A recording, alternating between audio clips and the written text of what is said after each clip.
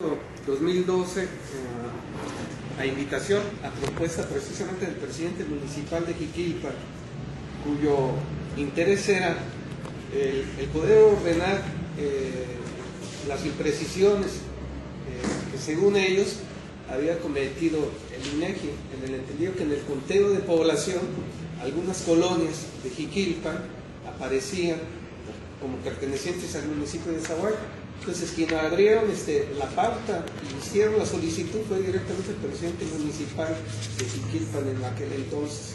Nosotros, en su oportunidad, acudimos a la convocatoria realizada por el Congreso del Estado con la finalidad de conformar esta mesa técnica. Yo creo que aquí hay alguna confusión, porque finalmente las pruebas, la oportunidad de la mecánica que nos daba esa mesa técnica era con la finalidad de llegar con los acuerdos, pero de una manera razonada. Finalmente las pretensiones o las posiciones que se iban definiendo pues tendrían que estar bien sustentadas con antecedentes históricos, técnicos, jurídicos, cartográficos y sociales. Finalmente nosotros aportamos un muy buen número de elementos, o sea, nos dimos a la tarea de hacer una labor titánica en documentarnos. Finalmente la participación del historiador Francisco Gabriel Monte fue importante para darnos los elementos históricos en los que definían y que forman parte integrante del expediente único, que definían exactamente, de acuerdo a los usos y costumbres, cómo estaba definida la línea divisoria entre los dos territorios. Y este antecedente daba como resultado que era la cerca doble. Muchos se preguntan dónde está la cerca doble. Finalmente la está delimitando en donde está la empresa gasera de Jiquilpan, Servilgas, en torno al centro de convenciones, para que tengan una idea más o menos. La línea divisoria de esos dos municipios, de acuerdo a los antecedentes históricos, nos lleva para aquel rumbo, para aquella referencia. Posteriormente, nosotros nos dimos a la tarea también de tener el soporte documental jurídico, que son los títulos de propiedad, las escrituras públicas, que con todas sus letras dice el predio fulano de tal, el Tepehuaje, municipio de Zaguayo, Michoacán, que curiosamente es donde está sentada la Universidad de la Ciénega. Entonces, ante un documento pues, de ese peso tal, o sea, que lo sustenta una escritura pública, aún hay quienes discuten y aleguen por suposiciones, porque así lo escucharon en comentarios de pasillos, que ese predio, el Tepehuaje, pertenece a Jiquilpan. Pues bueno, nosotros mostramos en su oportunidad la escritura pública con la cual sustentábamos que todo ese predio pertenecía al municipio de Zaguayo, porque textualmente así lo dice el título de propiedad. Entonces, la Universidad de la Ciénega, que no quede en la menor duda, pertenece, tenemos el sustento jurídico en el municipio de Zaguayo, Michoacán. También hubo pues infinidad de reuniones, que fueron 15 o 16 reuniones en las que estuvimos aportando pues, elementos, y estuvimos aportando la documental, la idónea. Finalmente estuvimos en su oportunidad esperando que el municipio de Jiquilpan o quienes representaban en esas reuniones al municipio de Jiquilpan aportaran algunos elementos que nos ayudaran a llegar a los acuerdos necesarios para definir esto.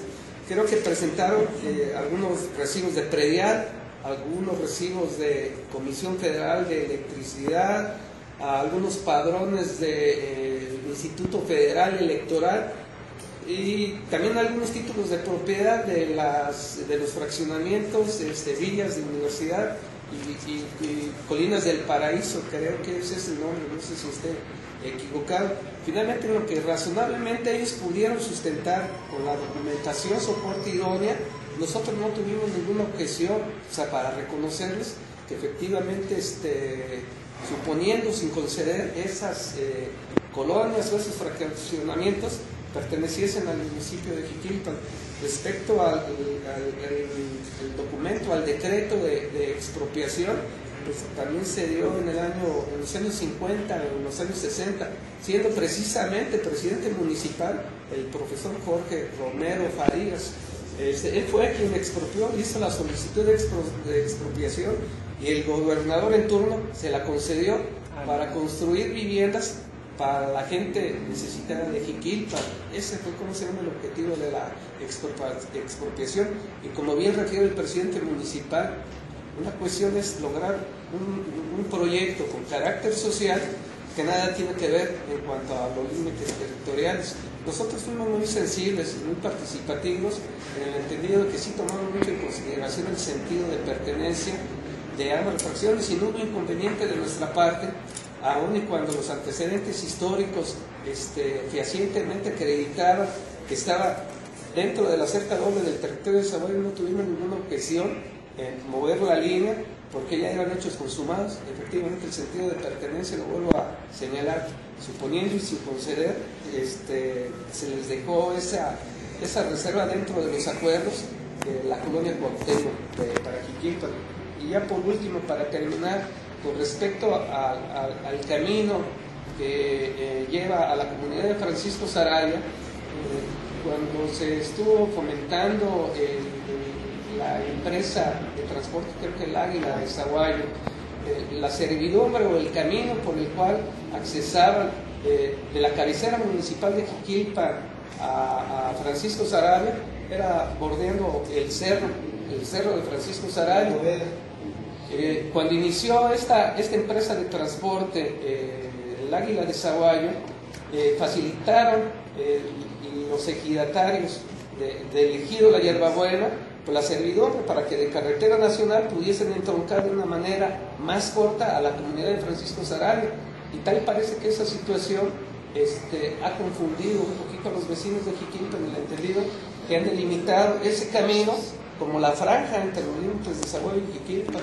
Pues no, nosotros tenemos el soporte documental de todos los certificados agrarios y todos los títulos parcelarios en los que textualmente señala ejido La Hierbabuena, perteneciente al municipio de Zaguayo, Michoacán, y la mayoría de los ejidatarios son vecinos de nuestra localidad. Entonces, los datos históricos, los datos jurídicos, el soporte documental que lo acreditan los certificados agrarios y también el sentido de pertenencia de todos los ejidatarios le corresponden a Zaguayo. Entonces, que no se confunda nuestros amigos de Jiquilpan, que por el hecho de haberles permitido el acceso en el territorio de Zaguayo para que se comunicaran a esa comunidad, ahora resulta que quieren tomarlo como referencia, como parte de su territorio.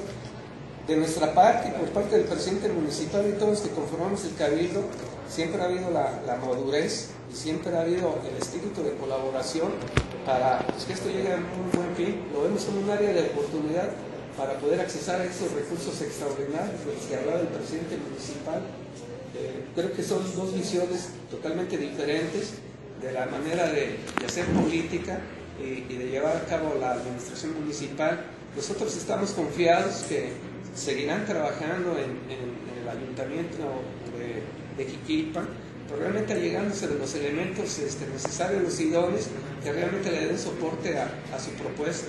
Nosotros estamos abiertos al diálogo, a seguirnos sentando cuantas veces sea necesario para generar los acuerdos necesarios para llevar esto a buen fin. Gracias, doctor. Bien, dos preguntas concretas, una para el presidente y una para el síndico. Presidente, en caso de que esto quede así, como propone este grupo del PRI de Jiquilpan, los recursos federales que corresponden a las colonias que están comprendidas dentro de Zaguayo, según el INEGI, llegarán a Zaguayo. No, o sea, las participaciones federales que nos corresponden a Zaguayo y Jiquilpan ya están etiquetadas y vienen en esa forma. Definitivamente que ahí también hay una confusión en cuanto a que nosotros estamos quedando con las participaciones de ellos, pues definitivamente que no. O sea, los cálculos y todas las cuestiones técnicas para asignar las participaciones federales y estatales, pues el gobierno federal las tiene definidas, si vienen para Zaguayo, vienen para Jiquilpan. Nadie le quita, Zaguayo no le quita a Jiquilpan, ni Jiquilpan le quita a Zaguayo. Ok, síndico, ¿tienen los datos históricos, documentales y demás, donde de la cerca doble que, como ya nos comentaste, es donde está la planta de gas en Jiquilpan, hacia acá, corresponde antes de la expropiación a Zaguayo? Sí, realmente el antecedente histórico respecto a la cerca doble, tengo entendido de que sí corresponde previo, ¿cómo se llama? La expropiación, porque la expropiación se dio en el año 50, en el año 60, siendo presidente municipal el concesor Jorge Romero Farías. Ok, gracias.